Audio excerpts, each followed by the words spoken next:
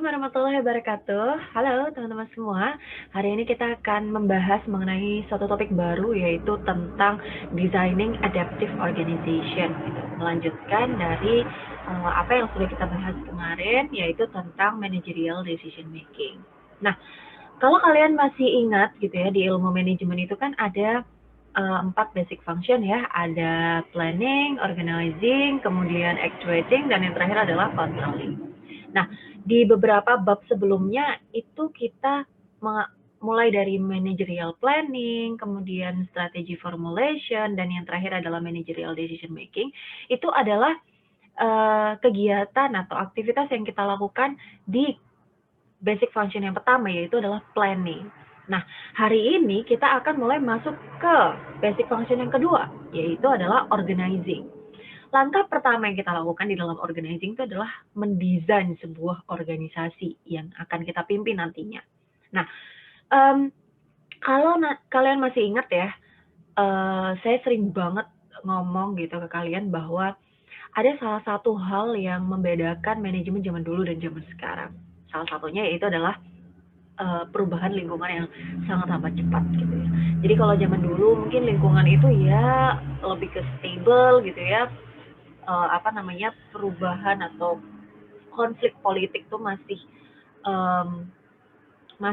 terlihat secara nyata gitu ya perubahannya. Kalau sekarang mungkin lebih ke nggak kelihatan tapi dampaknya kerasa gitu. Kemudian juga alam, perubahan teknologi dan lain sebagainya sudah kita pelajari di bab sebelumnya. Ada banyak sekali komponen di dalam environment atau lingkungan gitu. Nah, lingkungan itu sering sekali berubah gitu ya, cepat perubahannya, dan akan semakin cepat lagi ke depannya gitu. Sehingga apa dampaknya gitu kepada kita sebagai seorang manajemen gitu? Apa dampaknya? Dampaknya adalah bahwa kita ketambahan tugas baru nih gitu. Apa dong? Tugas baru kita adalah gimana caranya kita membuat organisasi yang kita pimpin itu jauh lebih adaptif atau jauh lebih mudah untuk melakukan adaptasi gitu. Nah, gimana caranya kita beradaptasi dengan perubahan lingkungan itu? Nah, itu yang akan kita bahas di bab ini. Oke, kita langsung masuk aja. Designing Adaptive Organization. Kayak apa sih organisasi yang kategorinya itu dikatakan adaptif gitu? Oke, untuk bisa mendesain organisasi gitu ya. Mendesain organisasi itu berarti adalah merancang struktur organisasinya.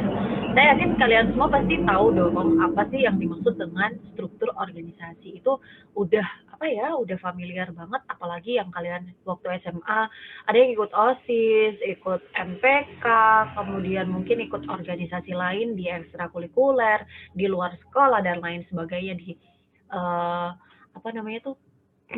remaja masjid dan lain sebagainya. Semua organisasi pasti akan memiliki struktur organisasi, yang mana struktur organisasi ini nanti akan membantu organisasi tersebut untuk membagi tugas gitu ya. Dan struktur organisasi ini adalah salah satu komponen yang harus dimiliki oleh sebuah organisasi. Ya, apa sih struktur organisasi itu gitu ya? Kayaknya banyak yang berpikir miring nggak sih tentang ini gitu.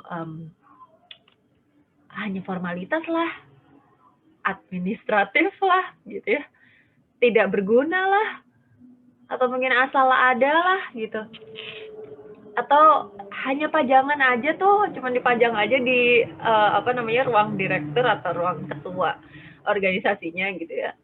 Dan itu mungkin jangan-jangan bikinnya pun juga semalam jadi, itu asal jadi aja gitu.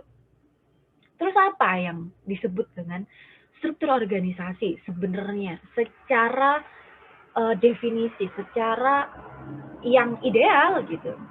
Jadi struktur organisasi itu adalah sebuah framework atau sebuah bagan gitu ya, yang mana bagan ini tuh menjelaskan tentang, pertama, bagaimana sih pembagian tugas yang ada di dalam organisasi tersebut.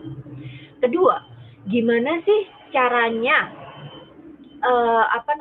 pembagian alokasi sumber daya di dalam organisasi tersebut tuh gimana gitu.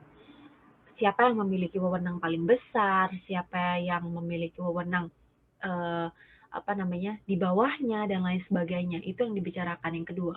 Yang ketiga adalah bagaimana caranya komponen yang ada di dalam organisasi tersebut itu melakukan koordinasi gitu. Jadi di dalam struktur organisasi itu mencakup 3 hal ya. Bagan yang mencakup 3 hal. Yang pertama, bagaimana tugas itu dibagi. Yang kedua, bagaimana sumber daya itu dialokasikan. Yang ketiga, bagaimana komponennya melakukan koordinasi gitu. Karena di dalam struktur organisasi itu akan ada banyak komponen-komponen kecil gitu ya, akan ada banyak tim-tim yang kecil gitu. Nah, gimana sih bentuknya? Oke, kita bisa lihat di bagan ini gitu ya. Ini adalah bentuk struktur organisasi yang paling lumrah gitu ya kalau di dalam sebuah organisasi profit berbentuk perusahaan gitu ya. Itu akan bentuknya kurang lebih seperti ini. Jadi ada yang ketuanya, kemudian ada komponen-komponennya. Kalau di manajemen tuh ada keuangan, ada human resource atau SDM, ada produksi, ada marketing, dan ada divisi-divisi lain. Cuman yang kita tampilkan hanya ini aja ya. Nah, kemudian di dalamnya juga finance atau accounting itu ada lagi ya, ada information center, ada financial analyst, dan lain sebagainya. Begitu juga di human resource, ada industrial relation manager, dan lain sebagainya. Sampai di marketing itu masing-masing punya anggota atau komponennya sendiri. Gitu. Nah, yang kita underline gitu ya, yang kita garis bawahi di dalam struktur organisasi itu ada 3 komponen yang wajib dimiliki. Yang pertama, yang di dalam garis kuning itu disebut dengan work specialization alias spesialisasi kerja. Yang poin pertama ya, bahwa di dalam sebuah struktur organisasi itu harus ada pembagian kerjanya seperti apa. Itu disebut dengan work specialization. Oke, yang kedua adalah yang garis hijau. Garis hijau ini itu disebut dengan span of management alias rentang kendali. Jadi ini tuh menggambarkan bahwa seberapa besar sih kekuasaan yang dimiliki oleh si ketua itu atau orang yang memegang jabatan itu, kekuasaannya itu sebesar apa? Sebesar apa rentang kendalinya dia itu? Sebesar apa ruang lingkup yang dia kendalikan? Itu disebut dengan span of management. Jadi kalau ditanyakan ya, presiden itu span of manajemennya di mana gitu ya? Berarti ya mencakup presiden accounting, direktur human resource, presiden production, dan kemudian juga direktur marketing. Jadi masing-masing jabatan itu memiliki span of management. Hanya saja supaya lebih mudah saya gambarkan seperti ini. Kemudian yang ketiga itu adalah chain of command atau garis komando. Garis komando itu mana? Iya, yang garis-garis ini loh. Garis komando ini menggambarkan apa? Menggambarkan kepada siapa sih mereka melakukan koordinasi. Kepada siapa sih mereka bertanggung jawab atas pekerjaannya. Jadi kalau ditanya, financial analyst tuh garis komandonya ke siapa? Atau laporannya ke siapa? Ya ke presiden accounting. Begitu juga dengan quality control management manager gitu ya. Quality control manager itu laporannya ke siapa? Ya ke vice president production gitu. Kemudian vice president production ini laporannya ke siapa? Ya ke presiden gitu atau ke CEO-nya gitu. Itu disebut dengan garis komando. Jadi masing-masing posisi itu akan memiliki yang namanya garis komando. Jadi ada 3 komponen ya di dalam struktur organisasi yang harus dimiliki. Yang pertama adalah work specialization, span of management, dan yang terakhir adalah chain of command. Oke, nah kalau kita udah tahu komponennya, sekarang kita belajar tentang pendekatan, ya. Gimana sih caranya kita bisa membuat struktur organisasi yang baik gitu. Ada 2 pendekatan umum yang seringkali dipakai gitu ya. Ada yang namanya centralization dan decentralization gitu. Apa bedanya gitu ya? Bedanya kalian bisa lihat di kolom yang sebelah kiri gitu ya, di bawah sini itu ada contohnya gitu ya, kapan centralized dan kapan desentralisasi ini cocok untuk digunakan gitu. Tapi kita belum membahas dulu sampai ke situ, kita bahas dulu apa yang disebut dengan sentralisasi dan desentralisasi. Jadi kalau kalian lihat di gambar bawah sendiri ini ya, di pojok sebelah kanan ini, kita bisa lihat di sini ada 2 bagan. Yang pertama ada satu komando terpusat gitu, yang mana dia di apa ya, digerumbuli gitu ya, di kerumuni dengan banyak orang gitu ya. Kita bisa lihat di sini ada 1, 2, 3 bla bla bla gitu ya. Di sini ada orang-orangnya, kemudian dia terpusat pada satu hal. Itu disebut dengan sentralisasi. Sedangkan desentralisasi itu masing-masing komponen itu memegang, atau masing-masing divisi itu memegang satu kekuasaan tersendiri gitu, yang mana nanti akhirnya mereka akan melakukan koordinasi gitu. Jadi di sini ada garis antara satu dengan yang lainnya, itu artinya mereka melakukan koordinasi. Tapi masing-masing komponen itu mengatur orang-orangnya masing-masing gitu, yang mana ada warna hijau, ada warna merah, ada warna biru. Artinya dia memiliki tingkat kekuasaan, bukan tingkat kekuasaannya, porsi kekuasaan yang berbeda, kemudian juga pekerjaan yang berbeda, spesifikasi tugas yang berbeda, dan lain sebagainya gitu. Tapi mereka akan terus berkoordinasi dengan satu dengan yang lainnya. Nah, itu disebut dengan desentralisasi. Alias, kalau sentralisasi itu keputusan terpusat. Kalau desentralisasi itu komponen, masing-masing komponen itu memiliki wewenang untuk mengambil keputusan. Itu perbedaan mudahnya gitu ya, pengertian mudahnya gitu.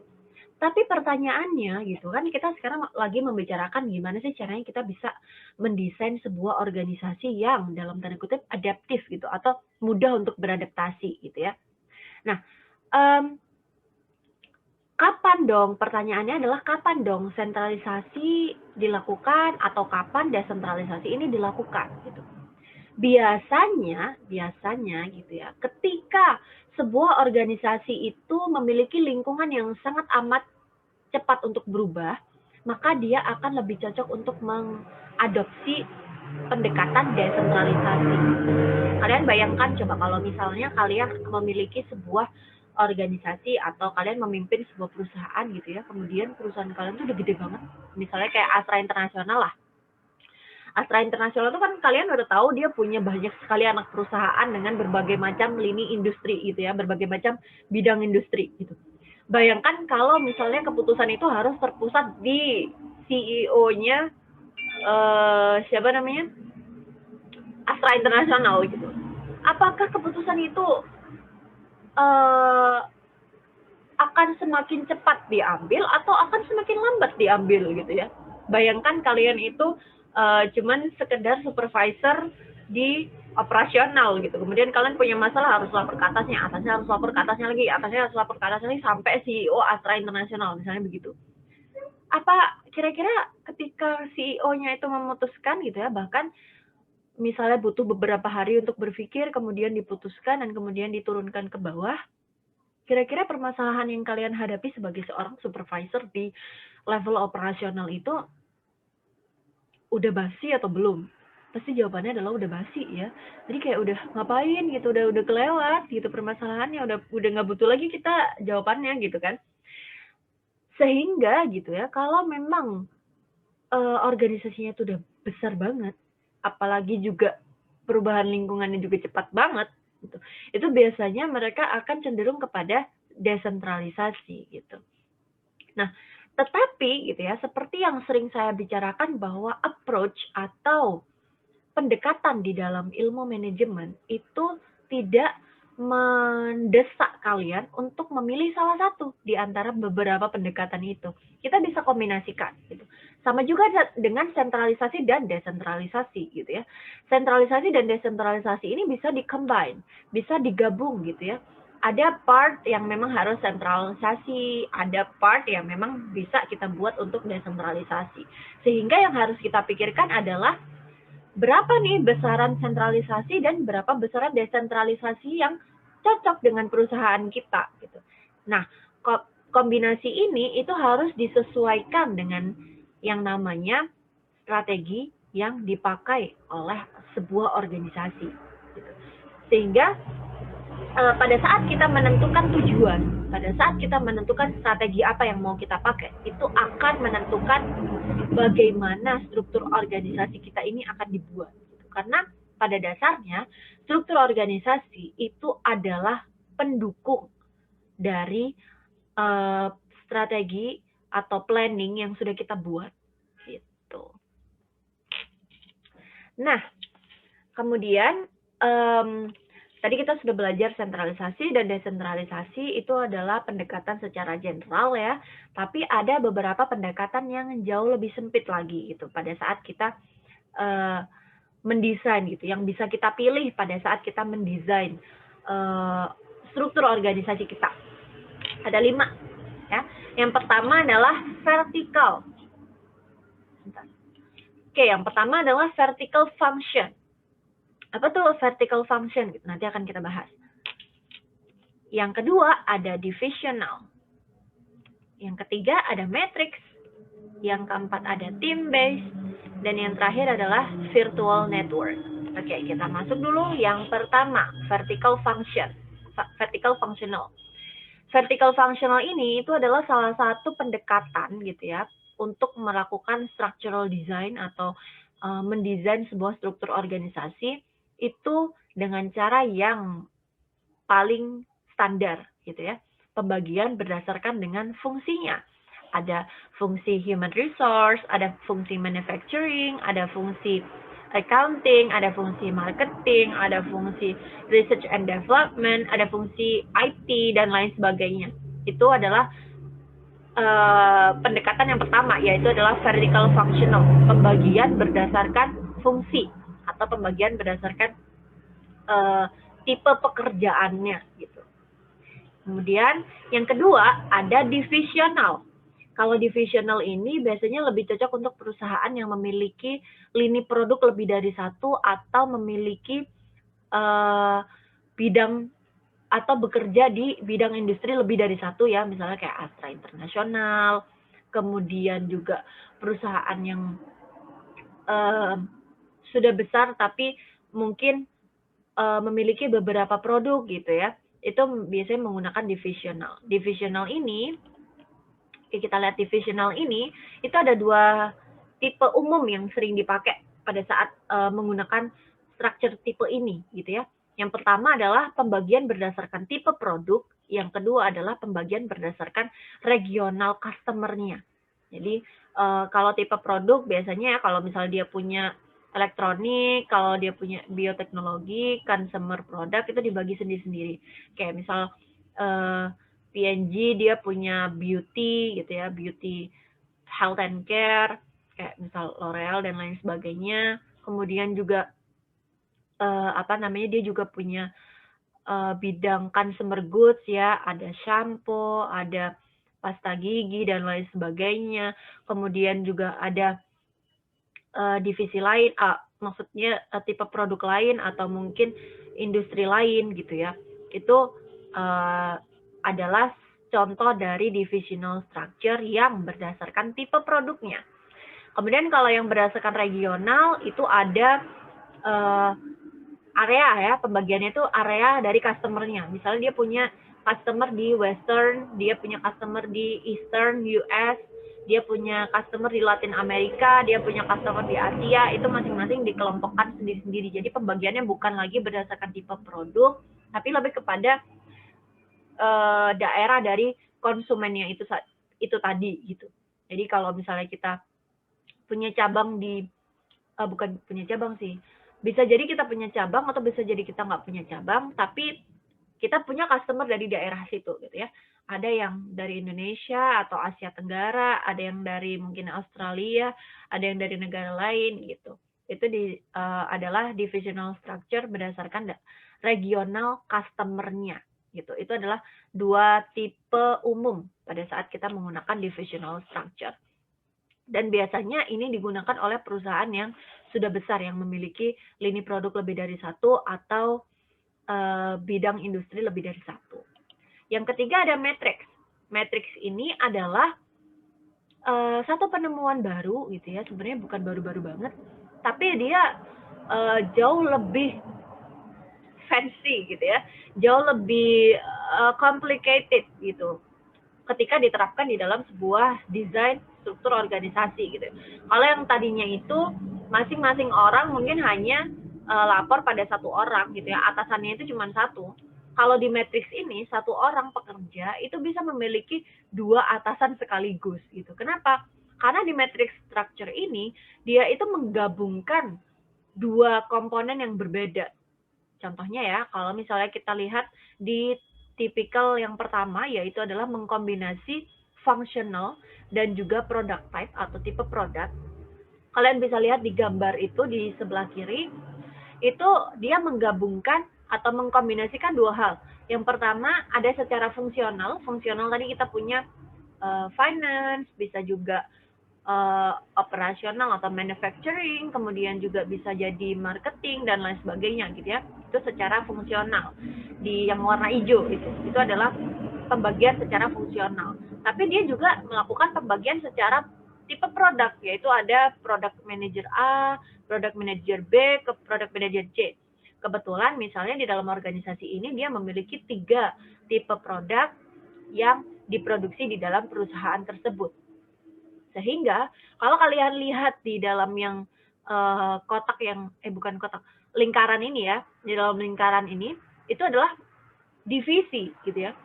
Jadi lingkaran ini itu adalah divisi. Divisi apa nih? Divisi yang bekerja di bawah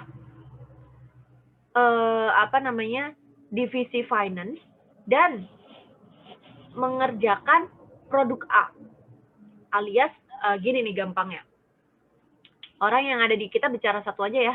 Orang yang ada di pojok ini yang saya sedang tunjukkan dengan kursor ini, itu dia itu bekerja mengenai lingkup finance atau keuangan, tapi yang dia urus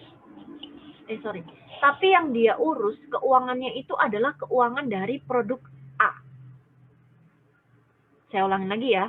Orang yang bekerja di lingkaran yang saya tunjuk ini, itu adalah orang yang bekerja di bawah divisi finance yang mengatur tentang keuangan dari produk A.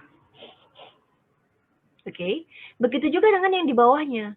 Itu adalah orang yang bekerja di bidang finance, tapi dia hanya mengatur keuangan dari produk B. Begitu juga yang di bawahnya hanya mengatur dari produk C. Kalau kita lihat ke samping, yang gampang aja yang di manufacturing ini. Yang di manufacturing ini dia melakukan proses produksi tapi hanya untuk produk A saja. Begitu juga yang di bawahnya, hanya B saja, hanya C saja. Jadi melihatnya seperti itu. Jadi pembagiannya itu memang akan bergantung pada tipe fungsi dan produk type-nya. Biasanya ini digunakan oleh perusahaan yang memang sudah besar, kayak corporation, Astra International, P&G, Unilever, itu biasanya akan menggunakan matrix structure ini untuk apa? Untuk mempermudah gitu. Sekarang kalian bayangkan kalau misalnya kita bekerja nih, kalau misalnya kita nggak pakai matrix structure ya, kita pakai structure yang sebelumnya, misalnya divisional. Oke, kita dibagi berdasarkan tipe produknya, misalnya begitu. Oke, kita bekerja di perusahaan yang memproduksi L'Oreal. Oke, jangan L'Oreal deh, kita ganti ke Unilever ya. Misalnya kita merupakan pekerja di perusahaan yang memproduksi Pepsodent, misalnya gitu. Oke, Pepsodent. Kemudian satunya lagi biskuit gitu kan. Nah, otomatis kita beda perusahaan dong. Nah, kalau misalnya nih, kalau misalnya kita dibagi berdasarkan tipe produk, maka yang akan kita lakukan, maka kita sebagai pemimpin perusahaan pasti apa? Di dalam perusahaan yang memproduksi Pepsodent itu, pasti di dalamnya ada lagi yang namanya divisi marketing, divisi produksi, divisi keuangan, dan lain sebagainya. Begitu juga di perusahaan yang memproduksi biskuit. Dia harus punya divisi marketing, divisi keuangan, divisi apa lagi, dan lain sebagainya. Bayangkan kalau masing-masing perusahaan tuh punya semua gitu. Apa itu enggak buang-buang sumber daya? Apa itu enggak buang-buang uang? Kita menggaji orang sebanyak itu. Sedangkan kalian tahu kalau misalnya kayak Unilever tuh punya banyak sekali tipe produk. Kalau semua tipe produknya itu masing-masing punya marketing, masing-masing punya keuangan, masing-masing punya SDM, itu apa nggak pusing gitu ya? Maksudnya apa enggak kita tuh kebanyakan ngeluarin duit gitu. Padahal sebenarnya pekerjaan mereka itu sama, hanya saja yang membedakan adalah tipe produknya gitu. Tapi kan mengurusi SDM di produk perusahaan yang memproduksi Pepsodent dan perusahaan yang memproduksi biskuit kan sama gitu. Pekerjaannya kurang lebih sama gitu. Kenapa nggak kita satukan aja? Nah, karena ada pemikiran seperti itu, hadirlah yang namanya matrix structure gitu. Sehingga di dalam matrix structure ini mereka berusaha untuk meminimalisir jumlah manusia yang ada di dalam situ. Jadi supaya nggak terlalu ribet gitu.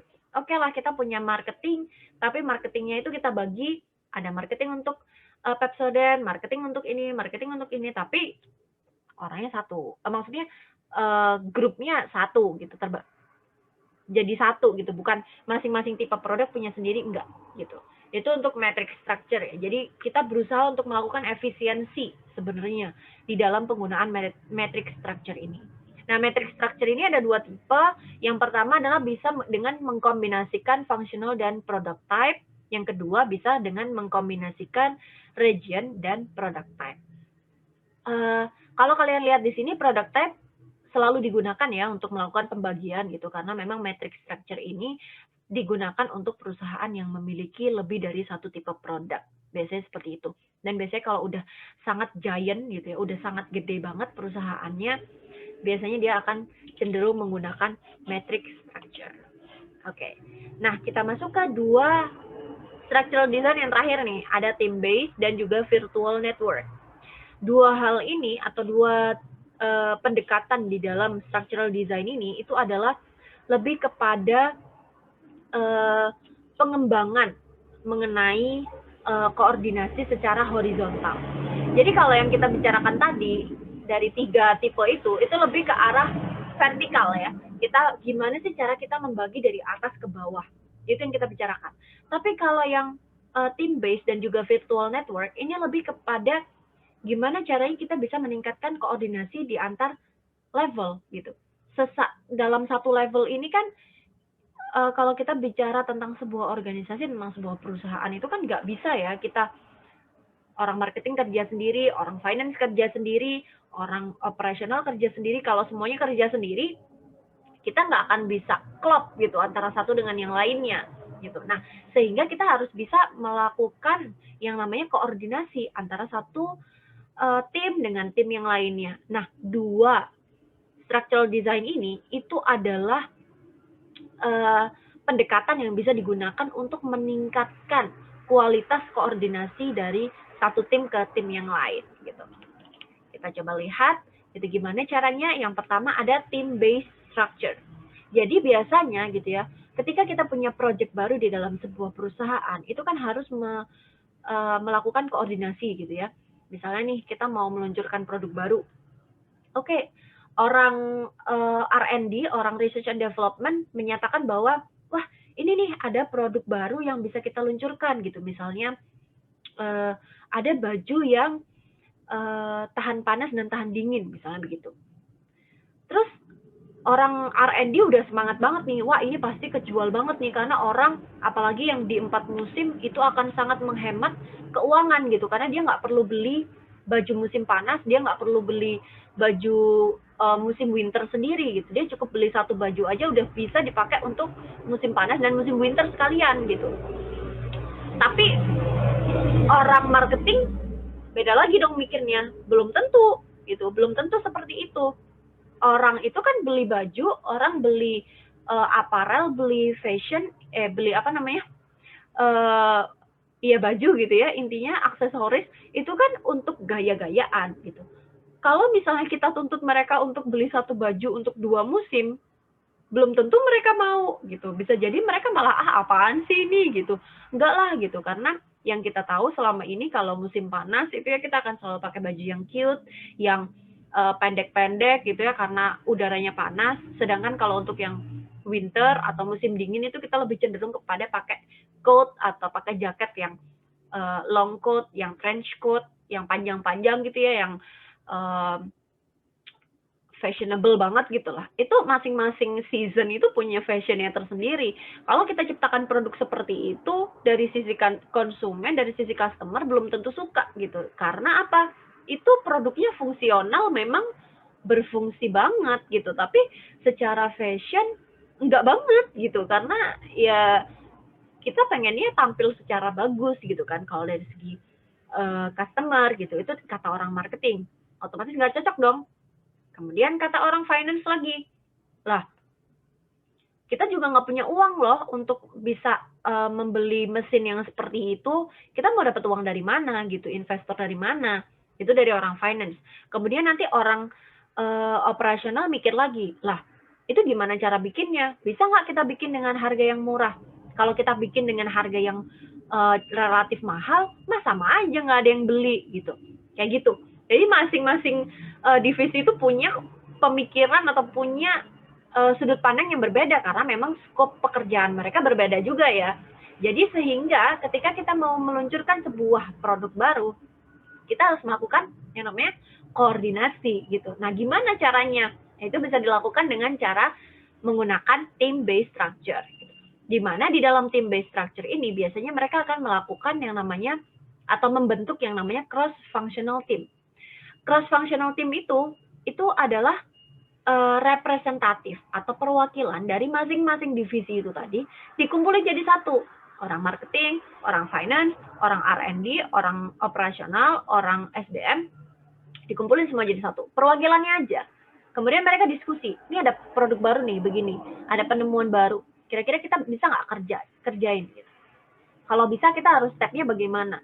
Jadi melakukan koordinasi antara berbagai tim itu tadi biar nggak tengkar kayak yang cerita sebelumnya gitu.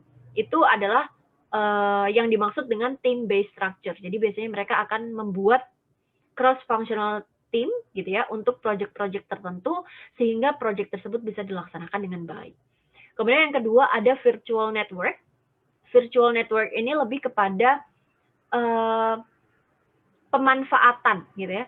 Pemanfaatan organisasi lain yang ada di luar organisasi kita, yang mana dia itu memiliki kelebihan di bidang itu, gitu. Kan kita tahu ya, masing-masing perusahaan itu pasti punya competitive advantage. Masih ingat competitive advantage? Competitive advantage adalah kelebihan yang dimiliki atau keunikan yang dimiliki oleh sebuah organisasi yang berbeda dengan organisasi lain, gitu. Nah, kalau misalnya dia sebuah organisasi itu memiliki keunikan tersendiri gitu ya. Nah, kita bisa memanfaatkan itu. Salah satu contoh mudahnya di dalam virtual network itu adalah misalnya Apple gitu ya. Apple itu adalah salah satu perusahaan yang menerapkan virtual network dengan sangat baik. Contohnya, kalau kalian lihat yang pakai iPhone ya, kalau kalian lihat di belakang handphone kalian, di belakang handphone kalian tuh biasanya ditulis ada tulisannya design in California, kemudian manufacture in China atau assembled in China, kemudian apa bla bla bla gitu ya. Seperti yang kemarin saya cerita juga chipnya dibuat di Taiwan dan lain sebagainya. Itu adalah dia melakukan pemanfaatan virtual network, alias desain orang yang bisa desain bagus itu di California. Iya, perusahaannya Apple sendiri gitu ya.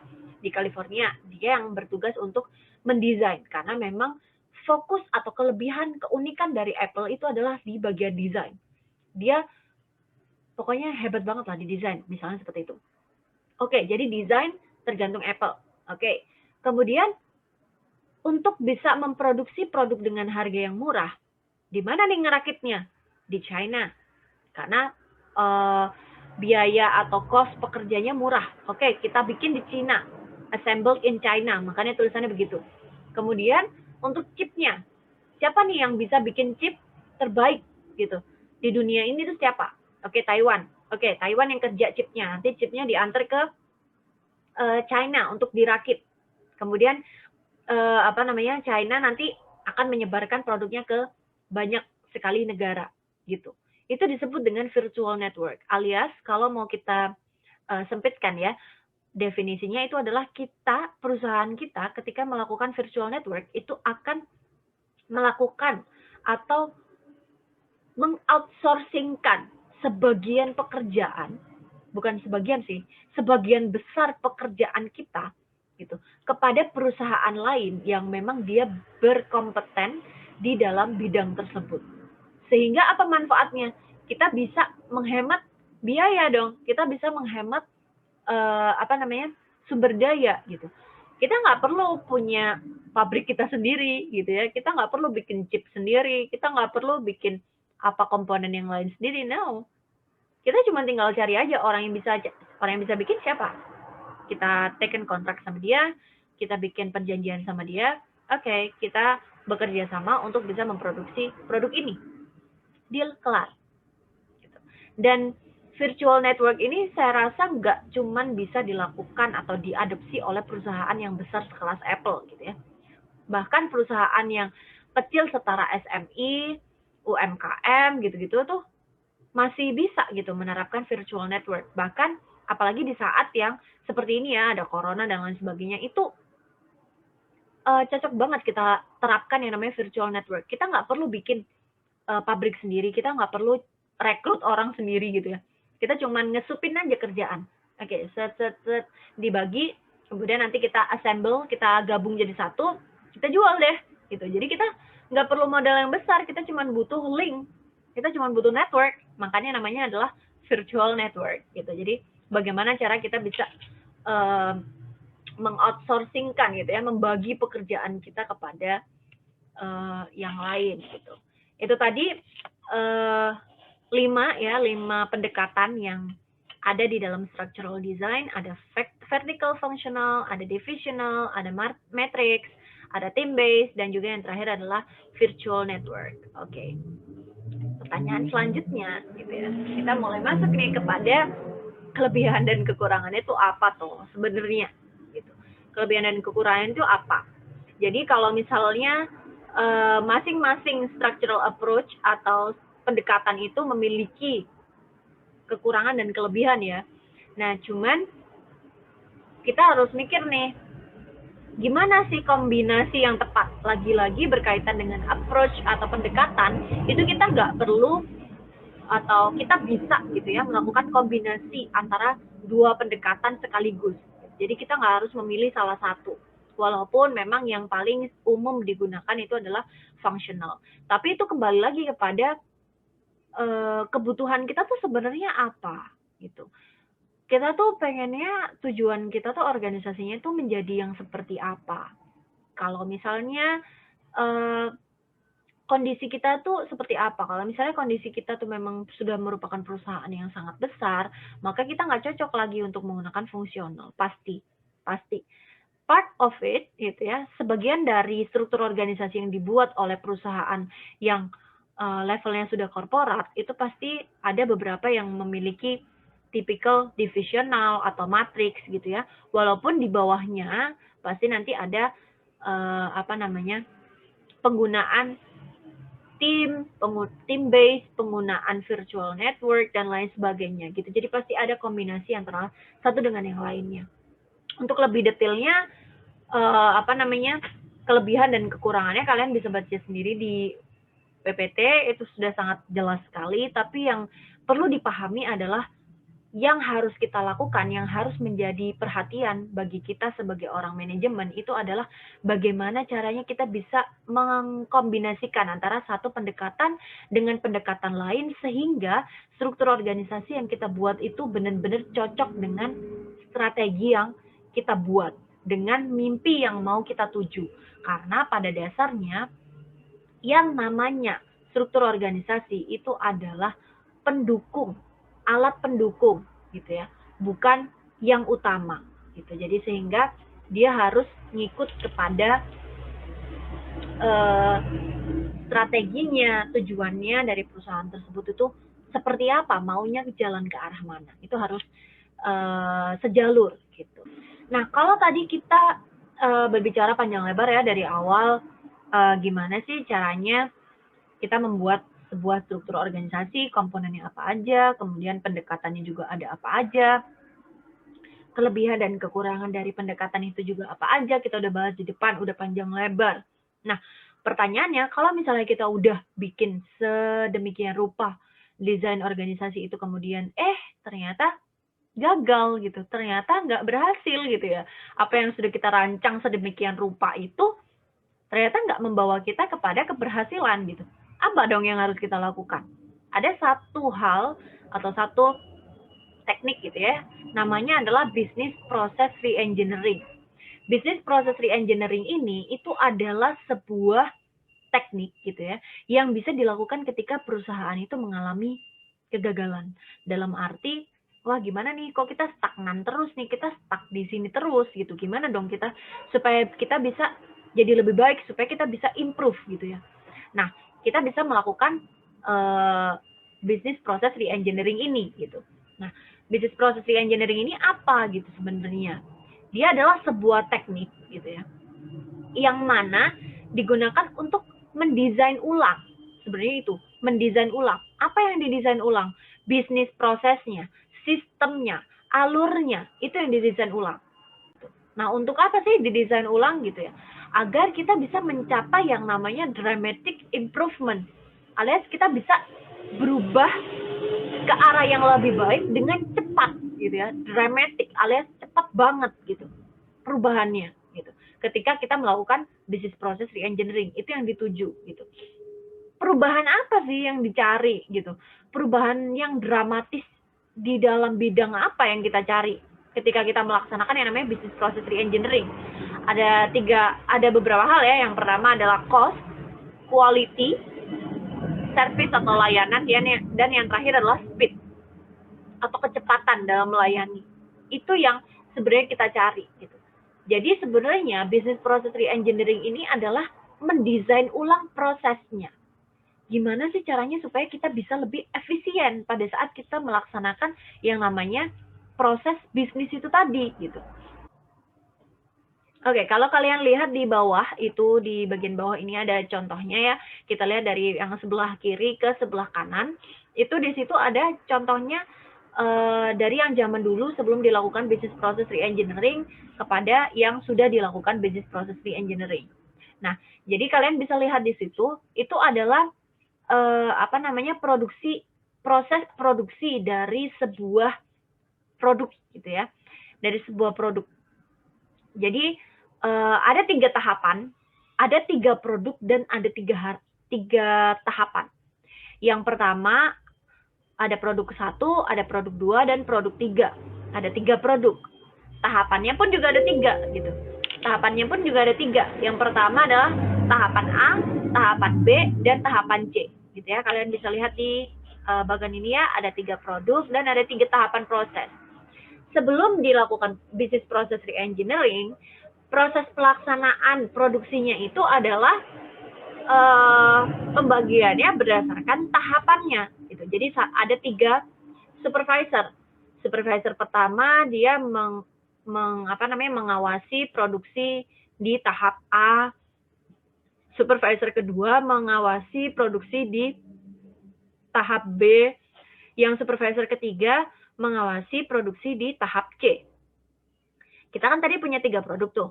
Jadi masing-masing supervisor itu mengawasi produk 1, 2, 3 di tahap A. Yang B pun juga begitu. Produknya juga 1, 2, 3 tapi di tahap B. Yang satunya pun juga begitu. Produk 1, 2, 3 tapi di tahap C. Jadi kita pembagiannya itu berdasarkan tahapannya. Nah, kira-kira kalau kalian jadi orang yang menjabat sebagai area supervisor di situ.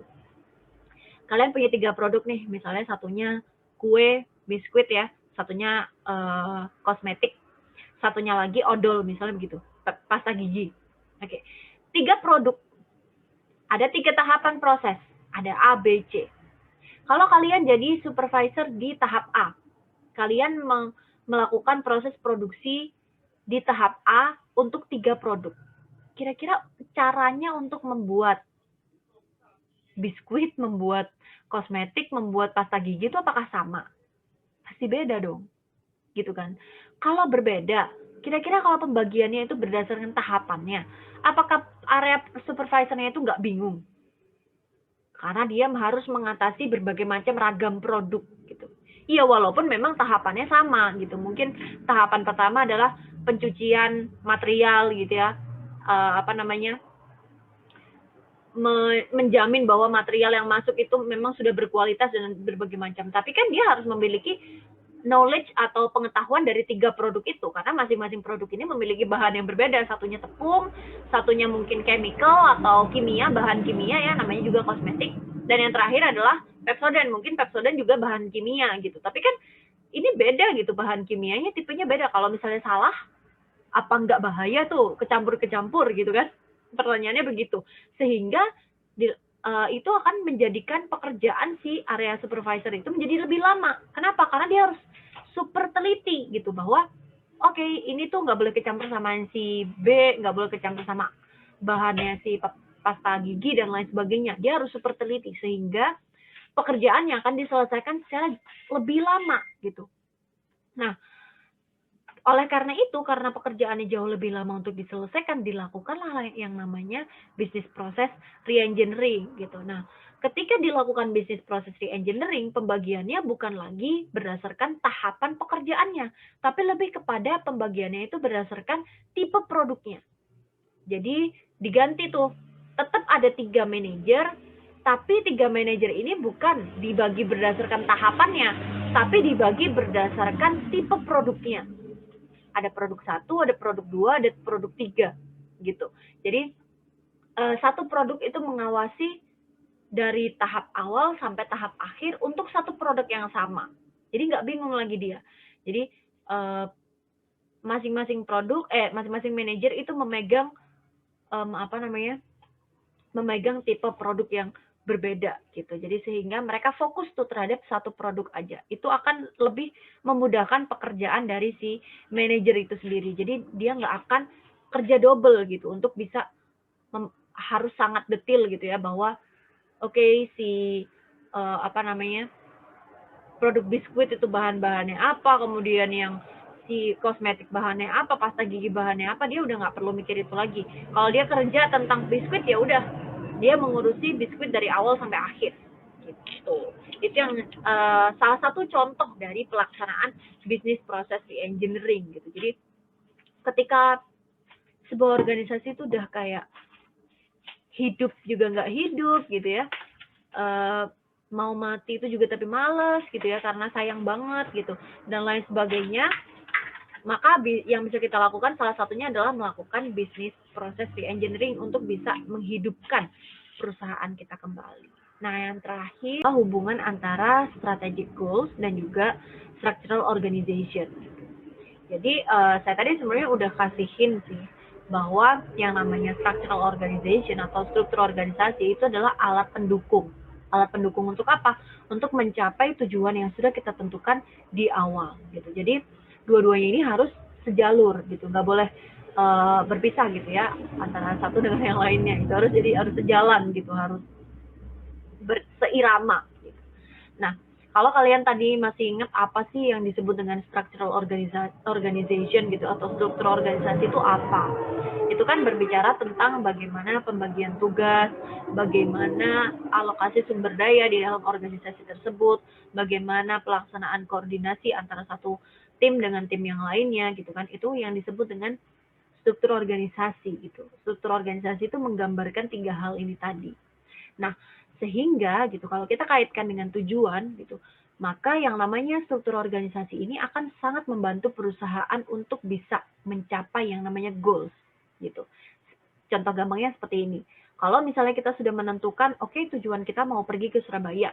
Oke, gimana tuh pembagian tugasnya? Siapa yang nanti menentukan kita di Surabaya mau ngapain dan lain sebagainya. Kemudian siapa yang harus beli bensin, siapa yang harus menyediakan makanan, yang mau cari hotel siapa dan lain sebagainya. Itu pasti ada pembagian tugas tersendiri. Nah, sehingga masing-masing orang yang mendapat tugas itu tadi itu adalah masing-masing komponen yang ada di dalam struktur organisasi. Ketika mereka bisa mengerjakan pekerjaan itu dengan baik gitu ya, sesuai dengan pembagian pekerjaannya, maka akan sangat membantu perusahaan untuk bisa mencapai tujuannya gitu. Akan semakin mereka efisien kerjanya gitu ya, semakin mereka tepat mengerjakan apa yang menjadi tugasnya, semakin kita cepat nyampe Surabaya. Begitu. Kalau misalnya kita contohkan ke contoh yang mudah itu tadi. Jadi struktur ini kembali lagi dia adalah sebuah alat yang mendukung gitu sebenarnya ketercapaian dari goals gitu. Jadi kalau misalnya goals kita tuh nggak tercapai, itu bisa jadi salah satu faktor kesalahannya itu ada pada struktur organisasinya. Karena memang struktur organisasi itu bukan sesuatu yang amat sangat mudah untuk dibuat ya. Justru itu adalah yang paling sulit. Bahkan di tahapan organizing, tadi kan ada POAC ya, kita udah masuk di tahapan organizing. Di tahapan organizing, pembuatan struktur organisasi itu adalah yang paling pertama, sehingga bisa dikatakan itu adalah yang paling penting sebelum nanti kita membahas yang lebih detail lagi gitu ya. Itu adalah dari sumber daya manusianya seperti apa. Kalau kualitas sumber daya manusianya bagus, didukung dengan struktur organisasi yang bagus, tercipta budaya yang baik, maka goals itu akan jauh lebih mudah dicapai karena kita bisa bekerja secara efisien dan efektif gitu. Itu sih mungkin materi yang bisa saya sampaikan di pertemuan kita kali ini. Dan seperti biasa ada satu pertanyaan yang selalu saya tanyakan di akhir pertemuan ya, untuk kita refresh gitu, apa aja sih yang udah kita pelajari hari ini gitu. Jadi pertanyaan saya kali ini adalah, saya pengen tahu nih, dari awal tadi kita belajar banyak sekali pendekatan, ada 5 pendekatan ya, macam-macam pendekatannya. Saya pengen tahu menurut kalian dari 5 pendekatan itu tuh yang mana sih yang paling asik gitu, yang paling kalian suka itu yang mana, dan kenapa kalian uh, paling suka dengan itu gitu. Jadi silakan cantumkan jawabannya, opini kalian di section komen, dan kalau misalnya ada pertanyaan bisa didiskusikan juga di section komen. Um, saya sangat terbuka dengan berbagai macam pertanyaan gitu ya. Silakan kalian cantumkan di situ, dan mungkin segitu aja dulu apa yang bisa kita bahas hari ini. Semoga bisa bermanfaat dan bisa diterima dengan baik. Oke, thank you. Terima kasih semua. Wassalamualaikum warahmatullahi wabarakatuh. See you next week.